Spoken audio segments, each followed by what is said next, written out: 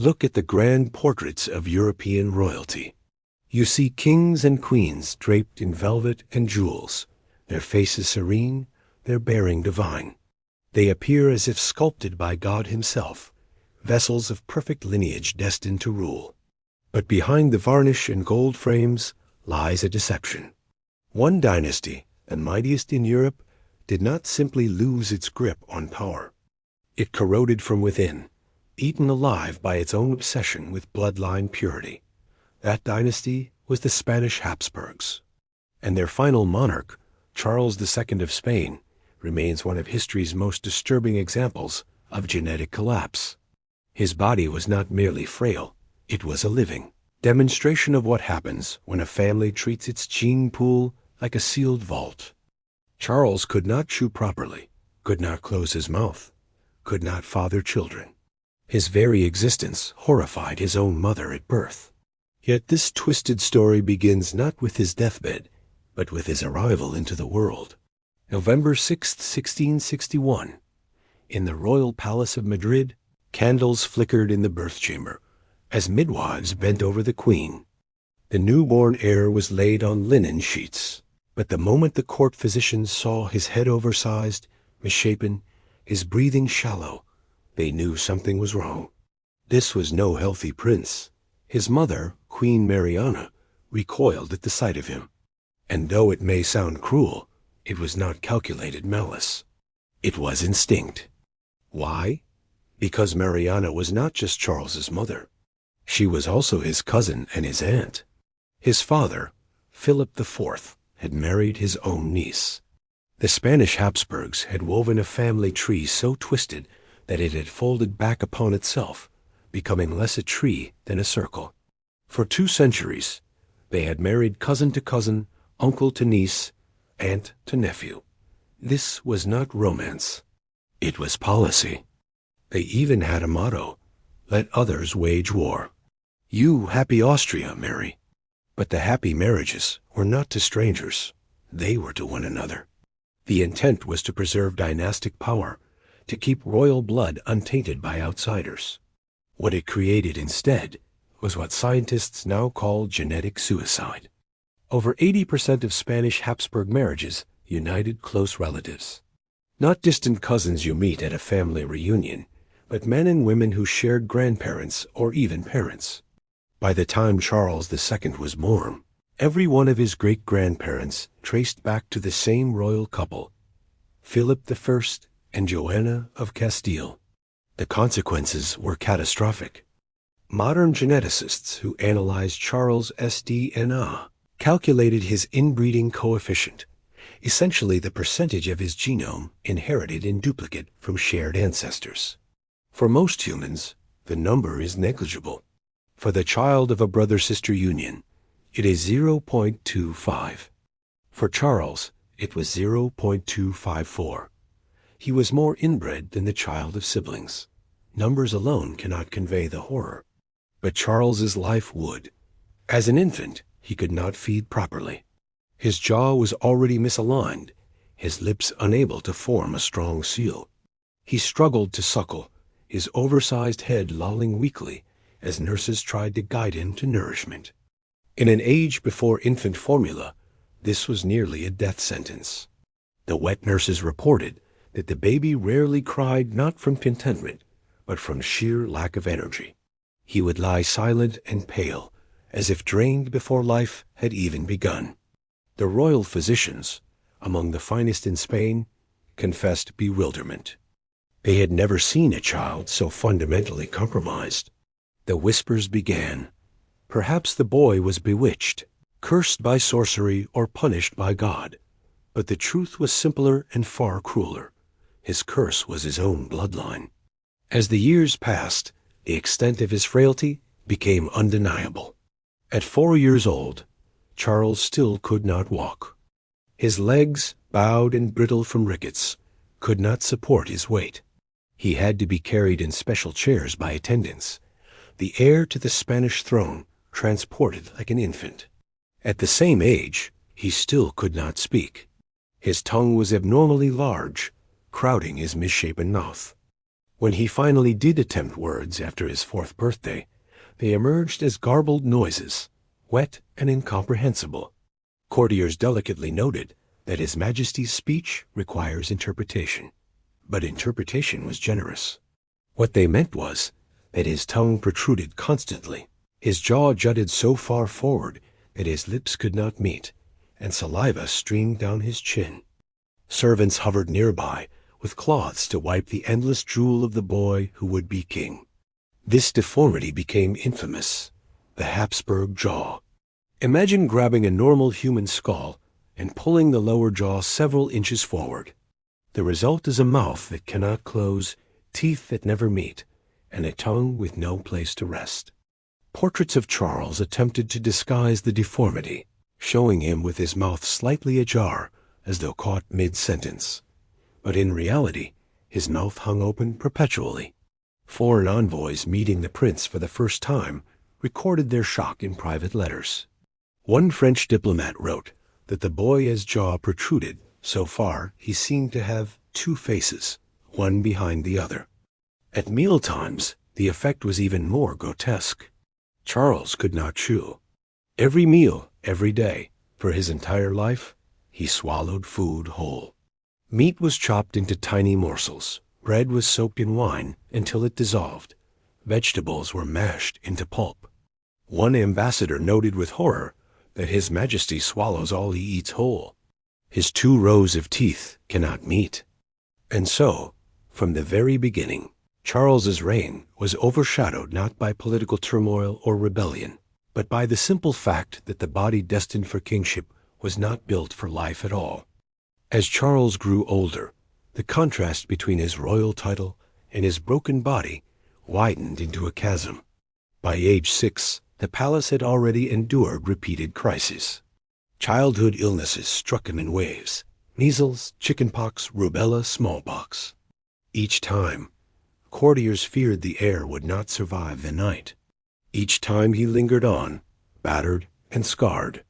Smallpox was especially brutal. At 9 years old, Charles lay for weeks in fever, pustules covering his face, until even the court physicians whispered that death would be a mercy. Somehow he lived, but his appearance was further disfigured, and his health permanently weakened. One complication stood out: the swelling of his already oversized skull.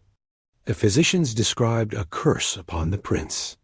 Today, we know it as hydrocephalus fluid gathering inside the skull, pressing against brain tissue, producing unbearable headaches and seizures. Charles, now 9, would clutch his head and weep, unable to bear the pressure. His vision blurred, his balance failed. This was no ordinary child, but the king-in-waiting of the richest empire on earth. By 10, it became clear he could not be educated in the way a monarch should. Tutors despaired. Lessons had to be repeated endlessly, as though Charles's memory dissolved each night. Basic arithmetic baffled him. Latin, the essential language of diplomacy, remained beyond reach. His handwriting resembled the scribbles of a child half his age. One frustrated teacher confided privately that the king's mind is like a slate wiped clean every morning. Court gossip turned merciless. How could such a boy inherit a realm spanning Europe, the Americas, and Asia? The deeper tragedy was not simply intellectual. As adolescence approached, Charles's body refused to follow the natural path to manhood. His growth lagged, his frame stayed childlike. His voice remained high and thin. He produced almost no body hair.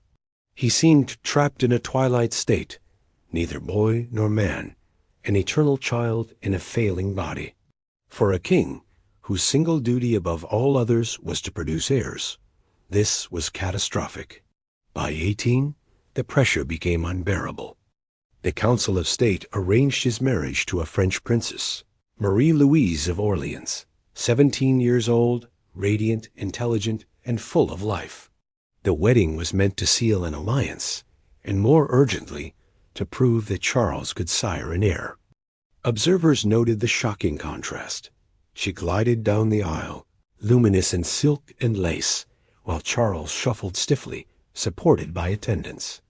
When the time came for the ceremonial kiss, witnesses claimed Marie-Louise visibly steeled herself before leaning toward him. The true calamity began on the wedding night. Expectations were immense. An heir would stabilize the empire. Instead, the court discovered a devastating truth. Charles was incapable of consummating the marriage. Not unwilling, not hesitant, physically incapable.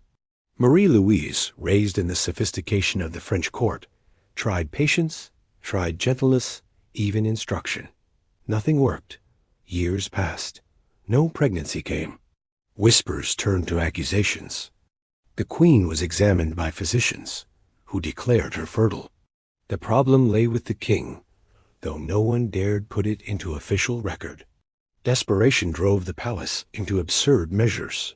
Charles was fed concoctions of herbs, animal organs, ground pearls, even bull's blood. At one point, he was instructed to consume the dried genitals of a stag. Marie-Louise was forced to swallow revolting brews of fertility potions. Nothing changed. Charles's body was simply incapable. His mother, Queen Mariana, turned to the supernatural. She consulted mystics, holy relics, and eventually exhumed corpses. Charles was made to sleep beside the decaying remains of saints and even his own father, in the belief that holy essence might transfer fertility. Imagine the scene: the King of Spain, malformed and drooling, laid beside decomposing bodies in desperate hope of conception. Still nothing. 10 years dragged on, humiliation compounding each day. Then, suddenly, tragedy struck. Marie-Louise, only 26, died. The official record listed appendicitis. Rumors whispered of poison or despair-induced suicide. Whatever the cause, Charles was shattered. Despite the grotesque reality of their union, he had come to love her, the first and perhaps only person to treat him with genuine kindness. Yet duty could not pause for grief. Within months, Charles was pushed into another marriage, this time to Maria Anna of Neuburg, a German princess from a famously fertile line. Her family had produced 17 children. Surely, advisors reasoned, such abundance of fertility could overcome even Charles's deficiencies. But history repeated itself. Years passed, and Maria Anna never conceived. The Spanish court knew the truth. Their dynasty was circling the drain. By the time Charles reached his late 20s, the strain of his condition was written across every inch of his body. Courtiers whispered that the king looked like an old man, though he was not yet 30. His once thin hair fell out in clumps, leaving a scalp mottled with sores. His few surviving teeth, already misaligned by his jutting jaw, decayed and dropped away, leaving gaps that further crippled his ability to eat. His walk became a shuffle, then a stagger. At times he could barely stand without attendants supporting his arms. Then came the seizures. Without warning, Charles would collapse, limbs jerking violently as foam mixed with the constant drool pouring from his lips. When he revived, he sometimes failed to recognize those around him, staring blankly as though trapped in another world. He began to speak of ghosts, of invisible hands touching him, of voices whispering in his ears. The Spanish court, already inclined toward superstition, concluded their king was bewitched.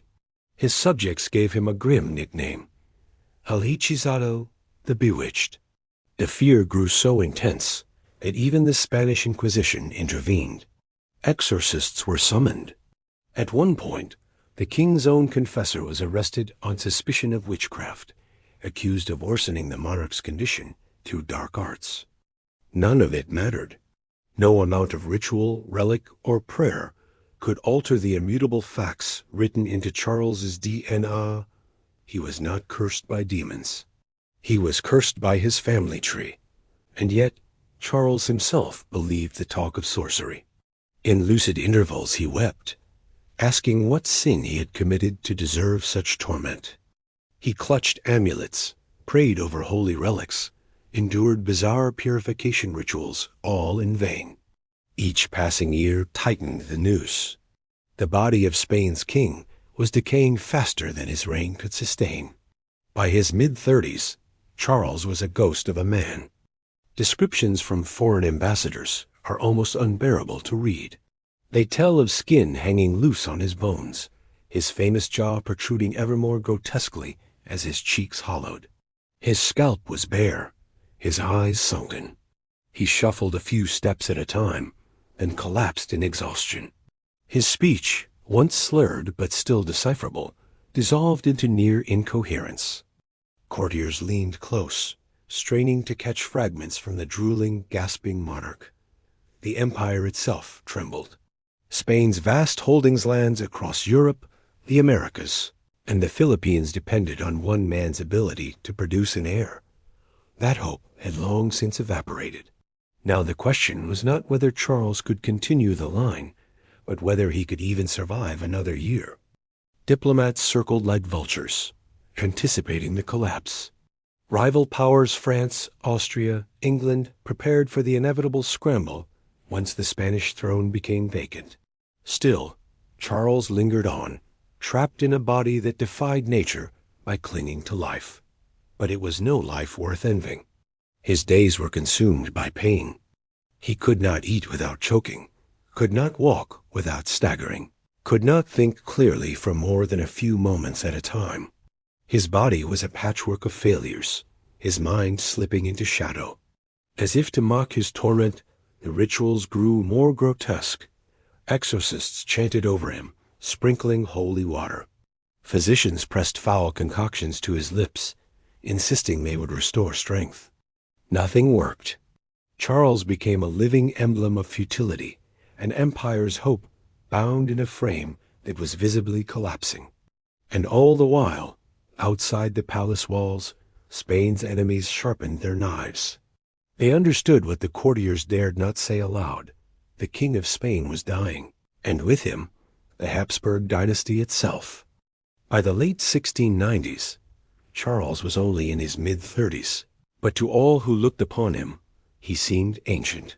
His skin sagged from his bones, his frame bent and feeble. The jaw that had defined his deformity jutted out more than ever, his lips unable to meet, his chin perpetually wet with saliva. Bald patches left his scalp mottled and raw. He could no longer eat solid food at all. Every meal had to be softened into pulp, soaked bread, or wine-thinned broth. Even then, he often gagged and coughed, struggling to swallow. When he attempted to walk, it was little more than a shuffle, followed by long periods of collapse and rest. Servants carried him about the palace like a sickly child, just as they had when he was 4 years old. His speech had become so distorted that only the most attentive attendants could parse his meaning. Much of the time, he sat in silence, staring at nothing, drool gathering on his robes. Worse still was the deterioration of his mind. He began to ramble incoherently, talking about angels, demons, and the ghosts of his dead wives. He hallucinated children he would never father, conversations he would never finish. Sometimes he screamed at invisible tormentors. Sometimes he sat for hours, unresponsive, a hollow shell of a king. His nickname, El Hechizado, once a whispered insult, became an accepted description of the monarch himself. To his subjects, there was no other explanation. Surely no human body could collapse so completely without the interference of sorcery. The Inquisition was again called in. Priests attempted yet more exorcisms. Holy water was sprinkled, relics pressed against his skin. Nothing changed. The truth was simple. His body had been crumbling since the day of his birth, and now it was nearing the end. By 1700, Charles's decline could no longer be concealed. He spent most of his days propped up in bed, unable to feed himself, unable to relieve himself without help, unable to stand unaided. The head, swollen with fluid since childhood, pressed agonizingly against his skull. Breathing grew more labored with each passing day. On November 1st, after weeks of unbearable suffering, the final collapse came. Charles II of Spain, the last of his line, died at the age of 38. What followed shocked even the men who had watched him waste away for decades. An autopsy was ordered, and the physicians who cut open his body recoiled in horror. Their report, written in stiff Latin, barely concealed the dread of what they had discovered. The king's body contained not a single drop of blood. His circulatory system had collapsed entirely, his veins and arteries empty, his body pale as wax. His heart, shriveled and blackened, was described as no larger than a peppercorn. His lungs were corroded, scarred beyond recognition, as if carved from stone rather than flesh. His intestines were gangrenous, rotting even while he had lived, explaining the endless agony of his final years. Then came the revelation that confirmed the dynasty's doom. Charles possessed only one testicle, shriveled and black as coal. His reproductive system had never functioned. For all the desperate rituals, the fertility treatments, the prayers and relics, there had never been a possibility of an heir. His bloodline had ended before it had even begun. Finally, they examined his skull. The physicians opened the massive cranium and found it filled with fluid. His brain had been compressed, reduced, nearly drowned by hydrocephalus. How such a man had managed to speak, to walk at all, even to survive for nearly 4 decades, was a medical mystery that defied comprehension. One physician, standing over the grotesque remains, must have realized the truth. Charles had not lived a single healthy day in his life.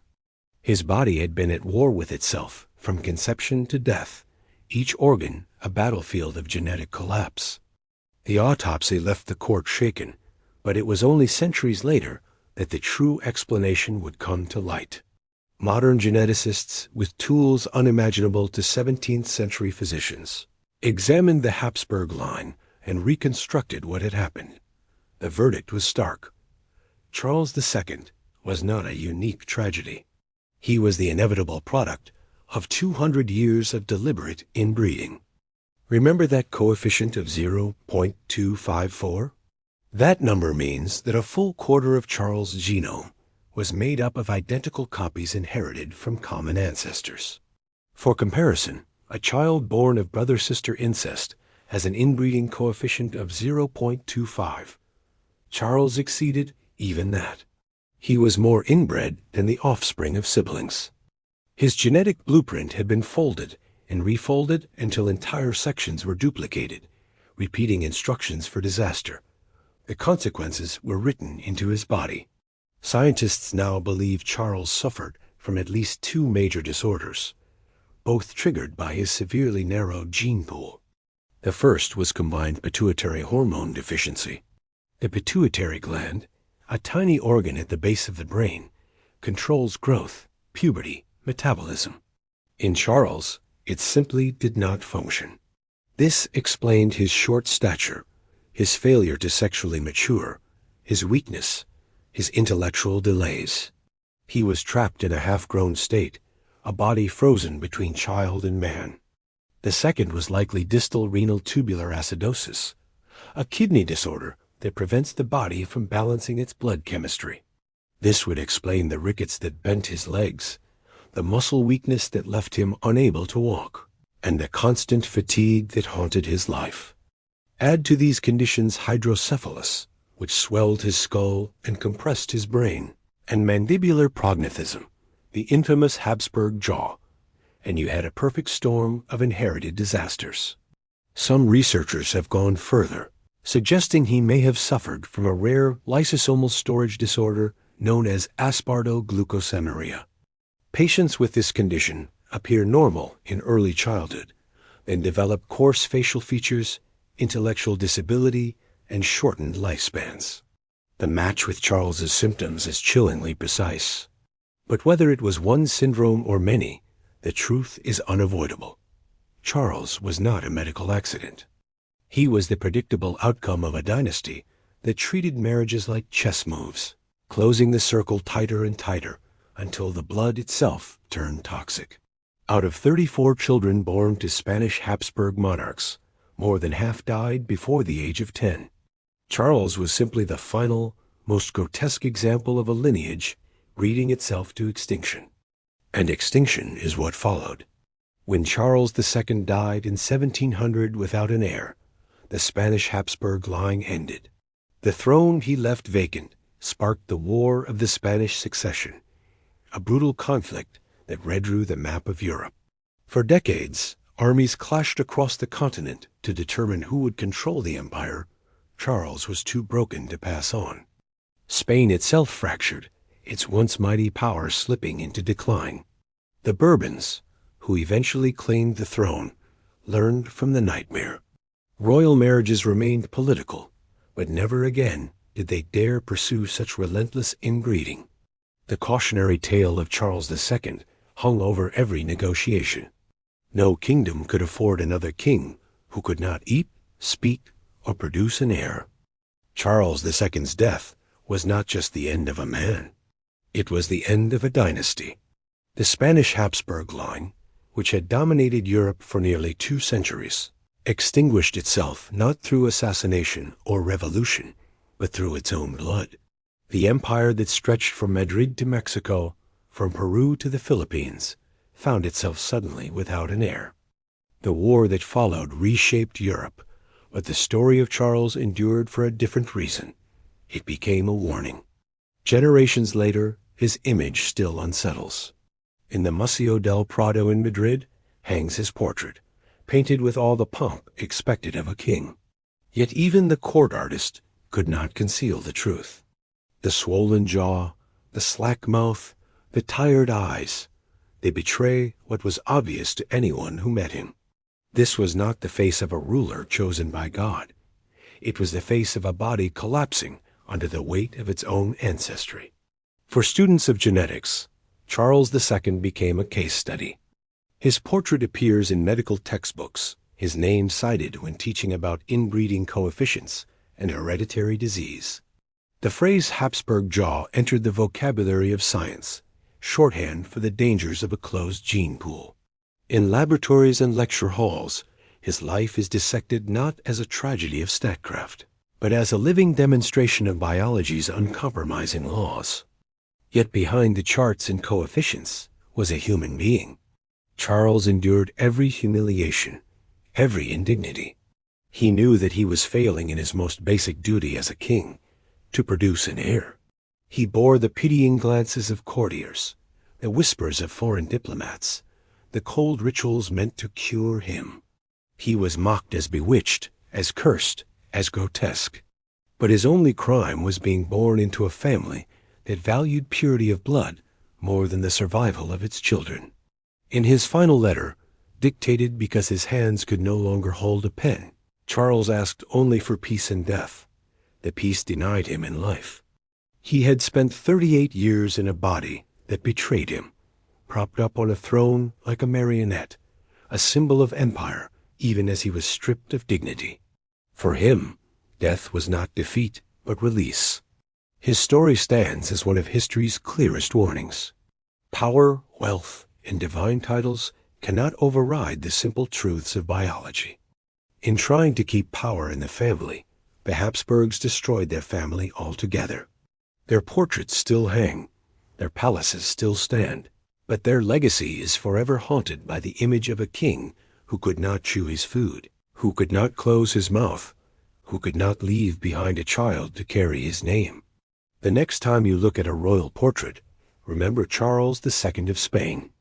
Remember the jaw that never closed, the body that never thrived, the empire that crumbled because one man could not produce an heir. Behind the crowns and scepters, behind the painted grandeur, lies the truth. Biology always has the final word. And sometimes that word is merciless.